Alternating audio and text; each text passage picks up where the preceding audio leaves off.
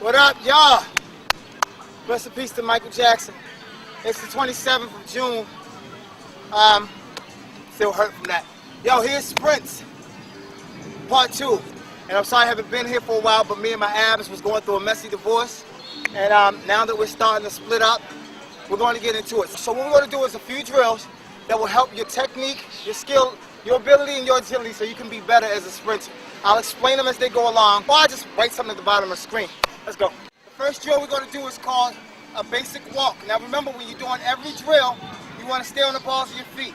So basically you want to walk. You want to get to the balls of your feet, and then you want to walk it out.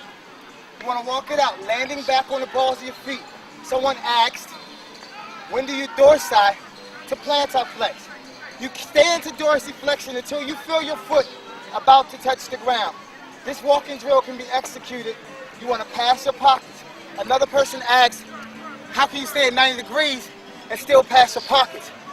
What I meant by that was you don't want to drop below your pockets. So you want to come in here and you don't want to let your arm drop below. So it's still at 90 degrees, but I'm still pumping. I'm not dropping below my pocket. Drill number 2.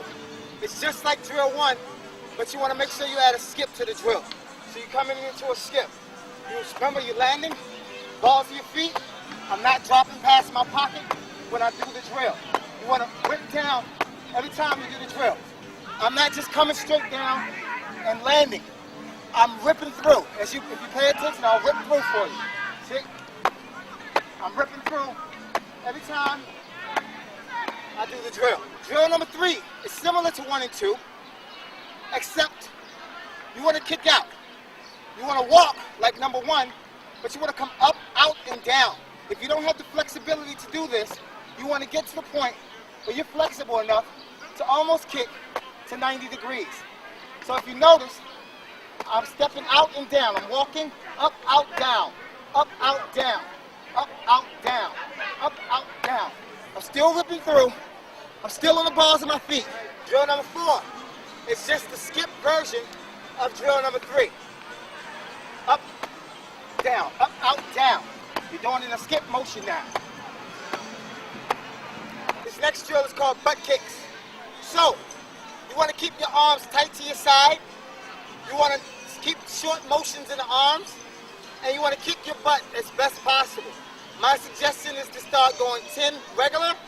1, 2, 3, 4, 5, 6, 7, 8, 9, 10. Speed it up. 1, 2, 3, 4, 5, 6, 7, 8, 9, 10. Then faster. And go as fast as you can on the final 3. So it's 30.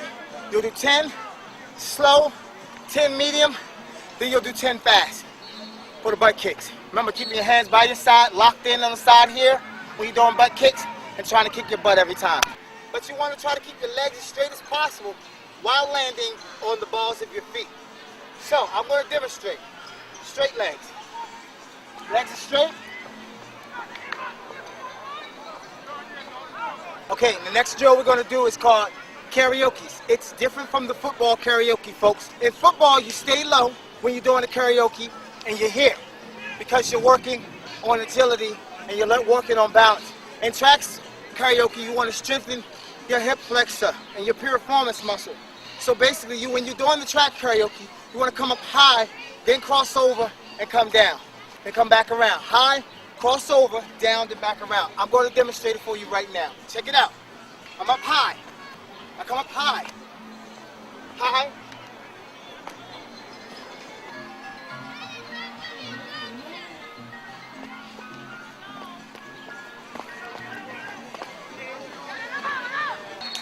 Okay, I'm going to try my best to explain that. That drill is to work on your turnover. Your turnover is basically how fast you can turn your legs over. Basically meaning how fast you can get your legs from point A back to point A. That's a turnover. What you basically want to do is when you're doing it, you want to take 3 steps. 1, 2, 3, bicycle. 1, 2, 3, bicycle. You're basically bicycling, shuttling your foot around.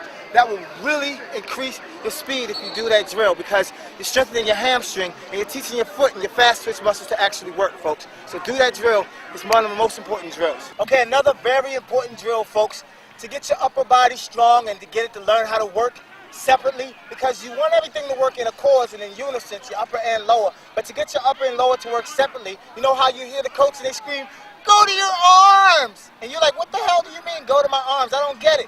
This will teach you to go to your arms. So you basically, you want to pump hard enough till your body comes off the ground.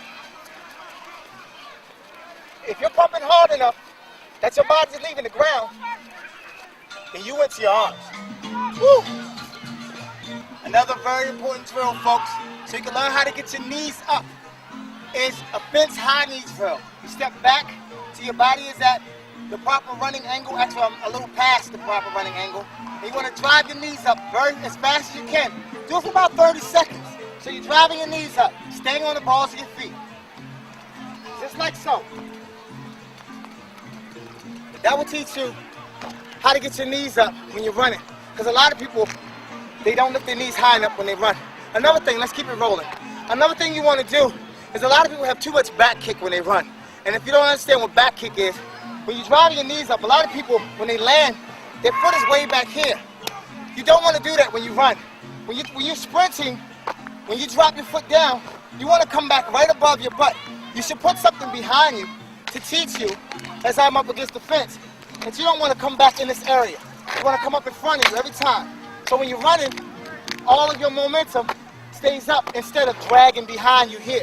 And a lot of athletes, they have a lot of back drag, and all that does is waste time, it wastes energy, and it definitely slows down your speed. Another very important thing about sprinting is, especially if you play football or if you play basketball, you're taught to do a lot of lateral stuff. But what you want to do is you want to try to keep everything going in a straight motion. So a football player would run and come out the blocks like so. And then he's taking these wide steps. I'm going to demonstrate a football stance and the way a football player comes out, and demonstrate how a track runner should come out.